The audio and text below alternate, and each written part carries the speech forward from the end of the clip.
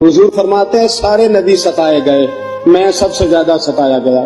حضور فرماتے ہیں سارے تڑپائے گئے، میں سب سے زیادہ تڑپایا گیا۔ حضرت سلمان فارسی فرماتے ہیں نبی پاک کا چہرہ مبارک بھوک سے اترا ہوا تھا، نبی پاک علیہ السلام کو شدید بھوک لگی ہوئی تھی۔